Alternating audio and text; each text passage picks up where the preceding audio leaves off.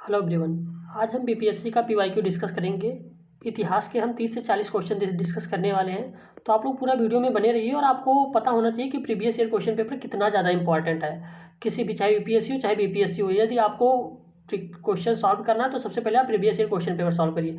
देखिए, आपके पास बहुत ज़्यादा समय नहीं बचा, केवल 40 दिन का भी आपके पास समय है। तो इस टाइम पे पहले आप क्या कर सकते हैं कि पहले आपको प्रीवियस ईयर क्वेश्चन पेपर अच्छे से एनालिसिस करना है। उसके बाद में फिर आप जो भी टॉपिक आपका वीक हो उसको आपको कंप्लीट करना है। तो पहले हम देखिए स्टार्ट करते हैं विदाउट आपका टाइम वेस्ट किए हुए। देखो, पहला क्वेश्चन ये कि भारत में कृषि के प्राचीनतम साक्ष्य कहाँ पे मिले। तो ये तो आपको पता होगा कि मेहरगढ़ में मिले। यहाँ पे देखो, बहुत इंपॉर्टेंट है ये क्वेश्चन, बिल्कुल आ सकता है। देखो, अगर नवीनतम खोजों की बात की जाए तो ये लेहरादेव में मिला है, लेकिन नवीनतम खोजों से पूर्व जो अभी तक बात हो रही थी वो मेहरगढ़ में है। तो ये इंपॉर्टेंट, अगर नवीनतम खोजों के अनुसार पूछा जाएगा तो ये क्या होगा, ये लेहरादेव होगा। लेकिन अगर नवीनतम खोज से पूर्व पूछा जाएगा तो ये मेहरगढ़ में होगा। ये कहाँ पे, पाकिस्तान के बलूचिस्तान में है।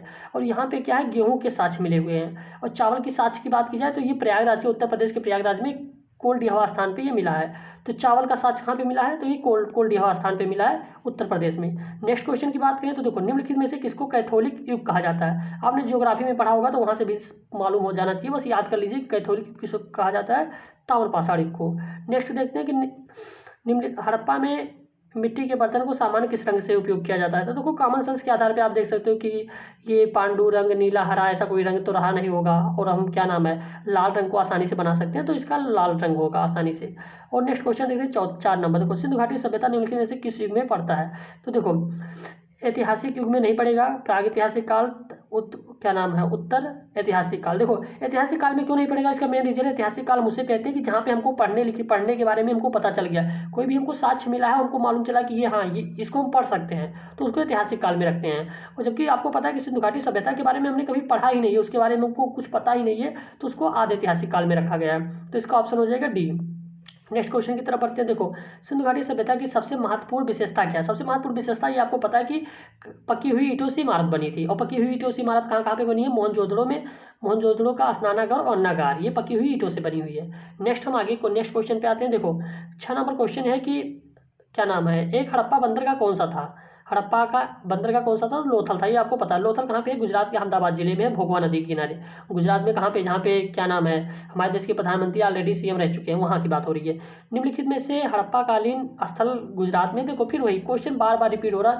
यहाँ पे आप देख सकते हो 53 और 55 बीपीएससी में क्वेश्चन पूछा गया 2011 में। देखो, नेक्स्ट ईयर तुरंत 2000 क्या नाम है 2022 में भी लेटेस्ट जो प्री हुआ उसमें देखो क्वेश्चन पूछा। कितना आसान क्वेश्चन है, इसी वजह से बोलते हैं पीवाईक्यू डिस्कस आप लोग किया करो, आप लोग पढ़ा करो।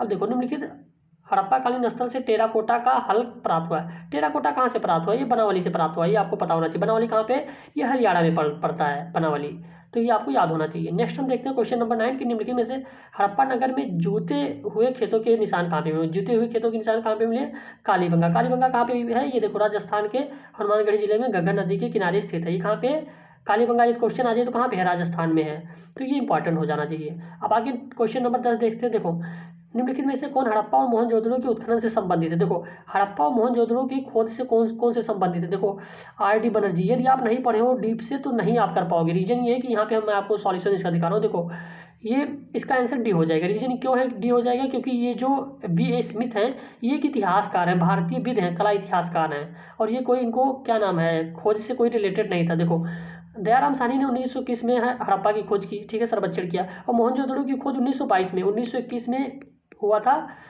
हाँ, क्या नाम है, हड़प्पा सभ्यता का। उसके बाद में 1922 में क्या हुआ था, मोहनजोदड़ो की खोज। और ये किसने किया था, राखलदास बनर्जी। तो ये तो दो आपको नाम पता होगा कि हाँ, दयाराम साहनी और राखलदास बनर्जी। लेकिन इसमें कुछ और विद्वानों का भी हाथ रहा है, जैसे देखो KN दीक्षित, अर्नेस्ट मोरके, RL Stein, A Ghosh, JP Joshi, इन लोगों का भी स्थान रहा है। तो ये क्वेश्चन हो गया। ये क्वेश्चन ये आप याद कर लेना, इन लोगों का नाम शायद पूछा जा सकता है, तो ध्यान से कर लेना। इसका यदि आप पीडीएफ को आपको चाहिए तो हमारे टेलीग्राम चैनल से जुड़ सकते हैं, सारे पीडीएफ आपको वहीं पे मिल जाएंगे।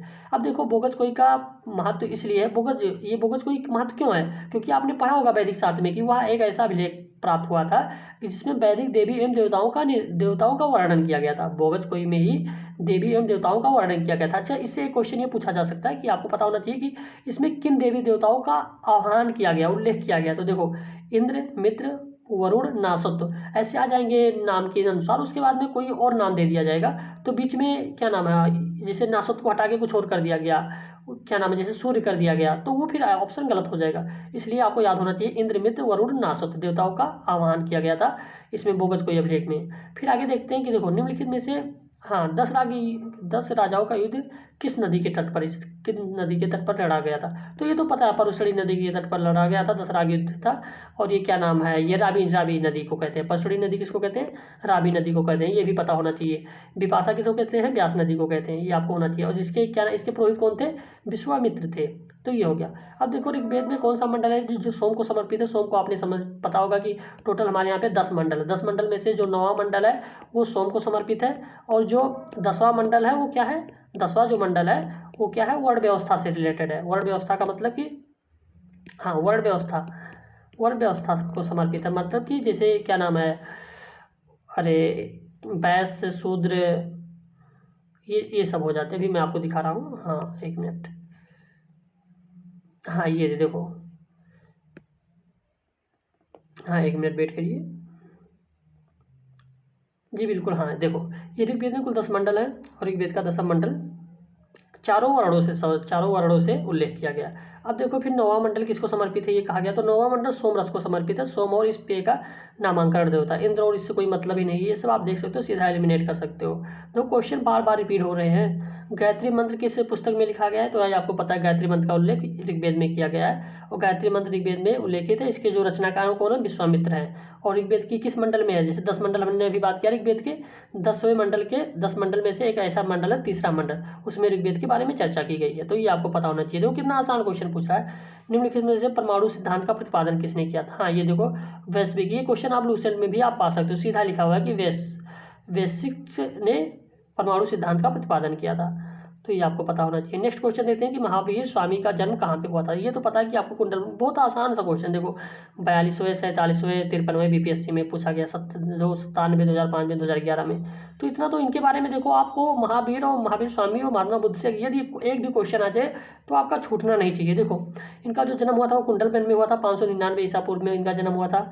और इनकी जो मृत्यु हुई थी, क्या नाम है, वो 540 ईसा पूर्व में हुई थी। और महावीर स्वामी का जन्म 599 उचित है, क्योंकि कहा जाता है ना कि महावीर स्वामी का जन्म पहले हो गया था, और महात्मा बुद्ध के हाँ, महात्मा बुद्ध इसके बाद में आए थे। देखो महात्मा बुद्ध का 563 ईस्वी में है, ये एनसीईआरटी में है। अब महावीर स्वामी का इतना हो गया। देखो इसमें कुछ कहीं पे कुछ और दिया रहता है, कहीं पे कुछ और दिया रहता है, लेकिन अब इसको एनसीईआरटी के नवीन संस्करण में महावीर स्वामी का 599 ईस्वी प्रकाशित हो चुका है। तो ये पता होना चाहिए। देखो ये जो क्वेश्चन थोड़ा सा डिबेटिक रहते हैं, जैसे 599 या 563 कैसा है, तो ये क्वेश्चन नहीं पूछेंगे, उसके जन्म मृत्यु से पूछ लेंगे, उन्होंने ज्ञान कहाँ पे दिया था, यही क्वेश्चन आएगा। नेक्स्ट क्वेश्चन देखते हैं कि महावीर जैन की मृत्यु निम्नलिखित में से किस नगर में हुई थी। तो किस नगर में हुई थी, ये आपको पता होना चाहिए, पावापुरी में हुई थी। देखो हाँ, महावीर स्वामी का जन्म, ये देखो ये जो लेटेस्ट है ना 599 आ चुका है, वही इन्होंने दिया। कुंडलबन में इनका जन्म हुआ था, और क्या नाम है, पावापुरी में क्या हुआ था, इनकी मृत्यु हुई थी। ठीक है, पावापुरी कहाँ पे है, ये आप लोग कमेंट करके बताइए। चलिए, भगवान महावीर का प्रथम शिष्य कौन था, ये जमाली था। जमाली कौन था, देखो क्या नाम है, उनके जो पत्नी थी, पत्नी का नाम यशोदा था, महावीर के पत्नी का नाम यशोदा था। और उनकी प्रियदर्शनी नामक एक पुत्री थी, उनकी एक पुत्री थी, क्या नाम था, प्रियदर्शनी नाम था। उनका जो विवाह हुआ था, उनके किसके साथ हुआ था, वो जमाली के साथ उनका विवाह हो गया था। तो वही आगे चल के क्या बने थे, उनके प्रथम शिष्य बने थे। और जमाली आगे चल के एक विरोध किए, मतलब थोड़ा सा विरोध हो गया, और बहुतारवाद नामक एक संप्रदाय की इन्होंने शुरुआत कर दी थी।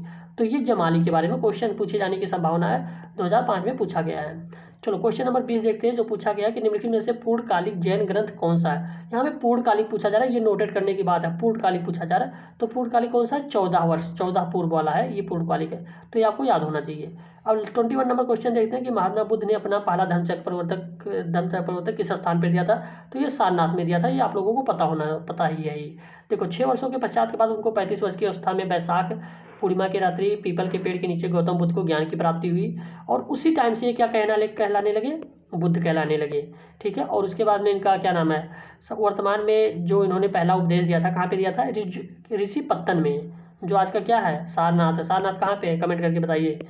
सारनाथ में उन्होंने दिया था। और इन्होंने सबसे पहले किसको उपदेश दिया था, ये वही उनको दिया था जो इनके साथ 5 ब्राह्मण गए थे पहले तपस्या करने के लिए, लेकिन वो चले आए थे, बोले कि तुम करते रहो, हम जा रहे हैं। तो सबसे पहले उन्होंने किसको दिया था, 5 ब्राह्मण सन्यासी को दिया था। और उसी को जब उन्होंने क्या नाम है उपदेश दिया, तो उसी को क्या कहते हैं, धर्मचक्र प्रवर्तक, ये याद होना चाहिए। चलिए आगे क्वेश्चन देखते हैं 22 नंबर। मोहम्मद बुद्ध महापरिनिर्वाण ये कहाँ पे हुआ था? ये तो कुशीनगर में हुआ था, ये आपको पता होना चाहिए। देखो अभी तक हमने महावीर स्वामी के बारे में पढ़ा, अब हम पढ़ने जा रहे हैं महात्मा बुद्ध के बारे में। देखो उनके पश्चात बौद्ध धर्म का प्रचार प्रसार कपिलवस्तु राजगृह और वैशाली तथा कौशल राज तक गए थे।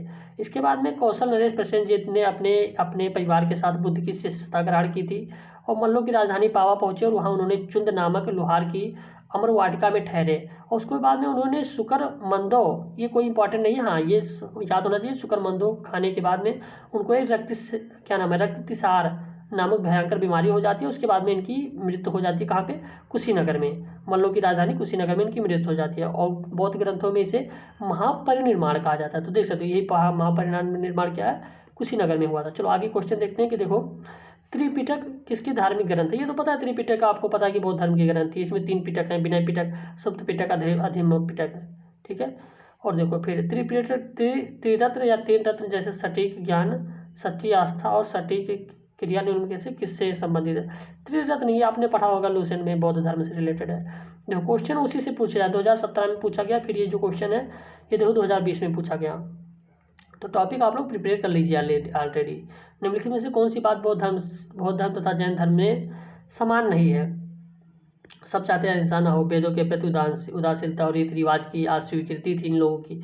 ये आत्मा दहन की बात करते थे। देखो जो गौतम बुद्ध थे ये मध्य मार्ग पर उपदेश देते थे कि हाँ मध्यम मार्ग के थ्रू भी साधना करके मोक्ष की प्राप्ति हो सकती है। लेकिन जबकि महावीर स्वामी क्या थे? ये घोर तपस्या थे कि मतलब जब तक आप घोर तपस्या नहीं करोगे तब तक आपको मोक्ष की प्राप्ति नहीं होगी, ये आपको पता होना चाहिए। तो जो महात्मा बुद्ध थे मध्यम मार्ग में चलते थे, कोई भी जाके जुड़ के मोक्ष प्राप्त कर सकता है। और जो महावीर स्वामी थे ये क्या थे? घोर तपस्या थे, शरीर का त्याग करना ही पड़ेगा, तो ये आपको पता होना चाहिए। अब देखो बोधगया में बोधि वृक्ष अपने वंश की इस पीढ़ी की है, मतलब ये क्वेश्चन देखो गजब का पूछा गया है। और ये थोड़ा सा क्वेश्चन जो था ये विवादित भी रहा था 2008 में। विवादित क्यों रहा था? क्योंकि देखो ह्वेनसांग के अनुसार ह्वेनसांग ने कहा था कि 7वीं शताब्दी में सम्राट शशांक ने नष्ट कर दिया था ये जो वृक्ष थी, बोधि वृक्ष को नष्ट कर दिया था। उसके बाद में 2 और वृक्ष रोपित किए गए, वो भी नष्ट हो गए आगे चल के। फिर यह था कि 5वीं पीढ़ी का वृक्ष जिसे क्या किसने लगाया था? अलेक्जेंडर कनिंघम ने लगाया था, और वही वृक्ष आज भी है और बिहार सरकार की रिपोर्ट के अनुसार भी यही 5वीं पीढ़ी बताया गया है। तो ये पता होना चाहिए, बस ये याद कर लो। देखो अगर आपको आ रहा है क्वेश्चन, अब आप पता होना चाहिए कि बटे 4 तो माइनस मार्किंग हो गई है। तो ऐसे क्वेश्चन यदि नहीं आ रहा है, कभी नहीं आपने पढ़ा है, तो आप छोड़ सकते हैं बिल्कुल। तो 26 हो गया। 27 नंबर देखते हैं कि बराबर की गुफाओं का उपयोग आश्रय गृह के रूप में किया जाता था। बराबर किस कौन करते थे? आजीविकों के लिए था। यहाँ पे हम देखते हैं, देखो अशोक द्वारा उसके पौत्र दशरथ, अशोक के पौत्र कौन थे? दशरथ थे। दशरथ के समय में बराबर तथा नागार्जुन पहाड़ियों को काटकर आजीविकों के लिए आवास बनाए गए थे। 2 पहाड़ी थी, एक बराबर, एक क्या नाम है, हाँ एक ही पहाड़ी थी, बराबर और नागार्जुन पहाड़ी। इसको क्या किया गया था? काट दिया गया था। काटने के बाद में आजीविकों के लिए आवास बनाया गया था। और इसमें इसी गुफा में क्या है? सुदामा की गुफा और कर्ण चौपड़ नामक गुफा सब प्रसिद्ध थी। फिर देखो 28 नंबर क्वेश्चन देखते हैं कि आजीविका संप्रदाय के संस्थापक कौन थे? तो मखली गोसाल थे, ये आजीविक संप्रदाय के थे। ये देखो कौन थे कि पहले ये महावीर स्वामी के शिष्य हुआ करते थे, लेकिन कुछ क्या नाम महावीर स्वामी मतलब इन्होंने त्याग दे दिया और इन्होंने एक आजीवक नामक स्वतंत्र संप्रदाय की स्थापना की थी। तो कौन थे? मखली गोसोल आजीवक संप्रदाय के संस्थापक, ये आपको याद होना चाहिए। जो 29 नंबर क्वेश्चन देखते हैं कि पाटलिपुत्र के, ये तो बहुत क्वेश्चन पूछा गया, पाटलिपुत्र के संस्थापक कौन? उदयन थे। यहाँ पे आप देख सकते हो कि पाटलिपुत्र की स्थापना अजातशत्रु के उत्तराधिकारी उदयन ने गंगा और सोन नदी की संगम पर एक जिला बनाकर की थी। और राजगृह से पाटलिपुत्र इन्होंने क्या किया था? राजस्थानी को स्थानांतरित कर दिया था। और यह नगर शिशु नागवंश, नंदवंश और मरुवंश तक राजधानी चलता रहा। जो इन्होंने राजधानी चेंज किया राजगृह से करके, कहाँ पे चेंज किया? पाटलिपुत्र किया ये। इसके बाद में चलता रहा पाटलिपुत्र, शिशु नागवंश, नंदवंश, मौर्यवंश तक ये राजधानी यही रही। फिर आगे कि किस शासक द्वारा सर्वप्रथम पाटलिपुत्र की राजधानी के रूप में चयन किया गया? फिर वही है उदयन। तो देखो हमने 30 क्वेश्चन कर लिए हैं। यदि आपको यह वीडियो अच्छा लगा है तो कमेंट करके जरूर बताइएगा। सब्सक्राइब मत करिए, मत करना हो, लेकिन हाँ कमेंट करके जरूर बताइए ताकि हम इसका नेक्स्ट पार्ट ला सकें और आपको अच्छे से समझा सकें कि PYQ एनालिसिस कैसे करना। देखो आप लोग पढ़ते रहो, बहुत मेहनत करो, लेकिन रीज़न ये है कि जब तक आप PYQ नहीं सॉल्व करोगे ना, तब तक आपको पता नहीं चलेगा। लूसेंट टेस्ट के ऐसे बहुत से ऐसे टॉपिक है कि जो आप पढ़ते रहोगे कोई मतलब ही नहीं है, और उसी रट्टा के चक्कर में ना कुछ नहीं होने वाला है। इसी वजह से सिलेबस के अकॉर्डिंग और PYQ के अनुसार करो। देखो पैटर्न जो चेंज हुआ है ये आपको पता है, लेकिन क्वेश्चन ऐसा नहीं कि BPSC कहीं अलग से पूछेगा। क्वेश्चन बनाने वाला कोई अलग नहीं है, क्वेश्चन बनाने वाले लोग वही होंगे। थोड़ा सा चेंजेस करेंगे तो हम पहले से क्यों ना तैयार है PYQ को लेके। तो इसी वजह से अगर ये आपको अच्छा लगा है वीडियो तो लाइक करिए और कमेंट बॉक्स में ज़रूर बताइए। मिलते हैं नेक्स्ट सीरीज़ के साथ। धन्यवाद।